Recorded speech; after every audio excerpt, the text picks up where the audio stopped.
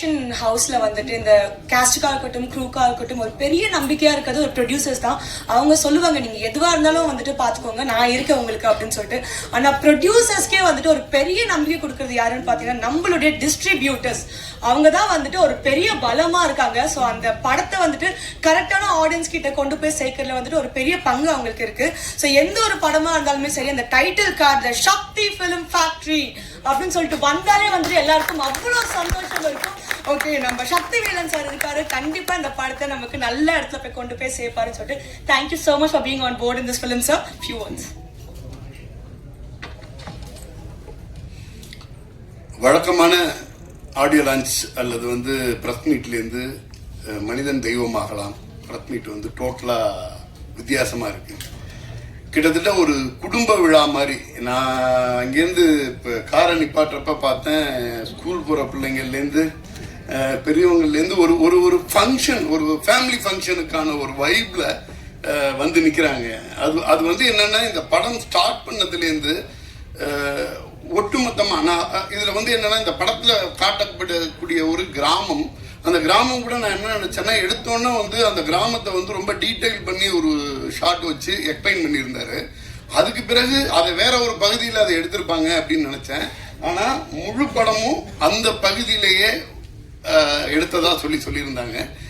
இதில் இந்த படத்தில் சம்மந்தப்பட்ட ஒவ்வொருத்தரும் ஏதோ வந்து ஒரு ஃபுல் இன்வால்மெண்ட்டில் அந்த டீம் கோஆப்ரேஷன் ஒன்று இருக்குல்ல, அது அப்படி ஒரு பாசிட்டிவ் வைப்ல இருக்கு.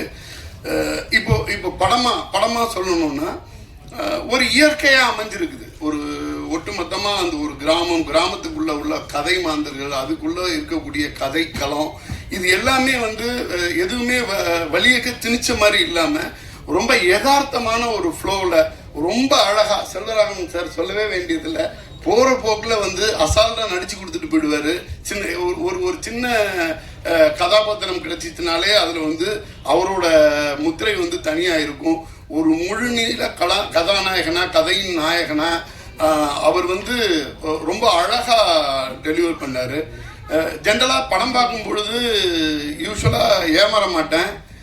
நான் இந்த படம் பார்க்கும் பொழுது படம் பார்த்துட்டு இன்டர்வல்ல ப்ரொடியூசரோட நான் பேசிக்கிட்டு இருக்கேன்.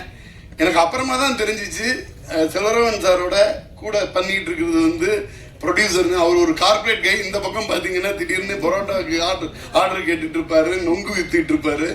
இது மாதிரி நிறைய விஷயம் இருக்கும். அப்போ வந்து என்னன்னா, ஒரு பேஷனேட்டான ப்ரொடியூசர் அந்த படத்துல வந்து ஒரு ஆக்டிங்கிறது வந்து ஏதோ ஒரு சின்ன சீன்ல வந்துட்டு போறதோ இது மாதிரி இல்லை, ஒரு பெரிய ரோலை எடுத்து பண்ணியிருக்காரு. அதை வந்து என்னன்னா, ஒரு நல்ல தேர்ந்த ஒரு நடிகர் நடிக்கக்கூடிய ஒரு இப்போ ஒரு மைம் கோபி சார் மாதிரியான ஒரு தேர்ந்த நடிகர் நடிக்க வேண்டிய ஒரு இடத்தை வந்து எடுத்து நடிச்சிருக்காருங்க. அதுக்கு அடுத்தது மைம் கோபி சாரை வந்து அவர் வந்து நம்ம நம்பியார் மாதிரி ரொம்ப நல்லவர், ஸ்கிரீன்ல கெட்டவராகவே பார்த்துட்டு இருப்போம். அந்த மாதிரி அப்படி ஒரு வில்லனா இந்த படத்துல வந்து உருவகப்படுத்தியிருக்காங்க. நிறைய மைம் கோபி சாரை பத்தி நான் புதுசா சொல்ல வேண்டியதில்லை. அவரை வில்லனா பார்த்தேன், எனக்கெல்லாம் ஹீரோவை பார்க்கணும்னு ஆசை இருக்கு. சீக்கிரம் நிறைய படம் பண்ணுங்க. மைம் கோபி சார் மாதிரியான ஒருத்தரெல்லாம் வந்து ஹீரோவா உள்ள வரும் பொழுது அவருக்கான ஸ்கிரிப்ட் வந்து இங்க உள்ள அசிஸ்டன்ட் டைரக்டர் இவங்களுக்கெல்லாம் வந்து எக்கச்சக்கமா வந்து விழுவும் அப்படின்னு நான் நம்புறேன். இந்த படத்துக்குள்ள பாத்தீங்கன்னா ஒய்ஜி மகேந்திரன் சார்லாம் வந்து ஒரு யங் டீமை சப்போர்ட் பண்றதுக்கு ஒரு டைம் ஒதுக்கி வந்து உட்கார்ந்து பண்ணிட்டு இருக்காங்க. அவங்க குஷி ரவி, நான் படம் பார்த்து முடிச்சுட்டு ஃபர்ஸ்ட் படம் பண்ணியிருக்காங்க, இவ்வளோ நல்லா பண்ணியிருக்காங்களே அப்படின்னு கேட்கும்போது தான் அவங்க கன்னடத்தில் வந்து பிளாக் பஸ்டரை கொடுத்துட்டு அவங்களுக்குன்னு ஒரு பெரிய ஃபேன் ஃபேஸை வச்சுட்டு தமிழில் வந்து பண்ணியிருக்காங்க. தமிழில் சொல்லும்போது சார் நான் எனக்கு வந்து இதுதான் டெபியூ அப்படின்ற மாதிரி சொன்னாங்க. ரொம்ப நாள் கழிச்சு நம்மளோட கௌசல்யா மேம் இந்த படத்தில் வந்து ஒரு பெரிய கனமான கதாபாத்திரத்தை எடுத்து நடிச்சிருக்காங்க. ரொம்ப ஆர்கானிக்கா இந்த ஃபிலிம் வந்திருக்குதுங்க. நிறைய நம்பிக்கையோட ஒரு புதிய தயாரிப்பாளர் உள்ள வந்து படம் பண்றாங்க. இதுல இருக்கக்கூடிய 1-2 சண்டை காட்சி, அந்த சண்டை காட்சி எல்லாமே வந்து அவ்வளவு தத்ரூபமான சண்டை காட்சியா அது வந்து வந்திருக்குது. எல்லாமே சொல்லிட்டே போகலாம். ஒரு படத்துக்கு வந்து எல்லாமே அழகா அமைஞ்சிருக்கு. ரொம்ப யதார்த்தமான சரியான திரைப்படத்தை வந்து எடுத்திருக்காங்க.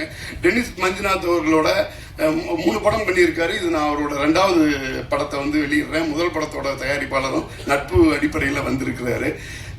ரொம்ப சந்தோஷமான ஒரு நிகழ்வா இருக்கு. இந்த படம் ஒரு மாபெரும் வெற்றி படமாக அமையணும். ரேகா மேடம் ரொம்ப அழகா வந்து இது எல்லாமே இந்த கோஆர்டினேஷன்லேருந்து இவ்வளோ பெரிய க்ரௌடை அழகா ஹேண்டில் பண்ணி ரொம்ப அழகா பண்ணிட்டு இருக்காங்க. அனைவருக்கும் நன்றி. தேங்க்யூ. Thank you sir. ஸோ வந்து ரொம்ப கான்ஃபிடென்ட்டாக நிறைய வார்த்தைகள் சொன்னீங்க எங்களுக்காக. ஸோ அடுத்து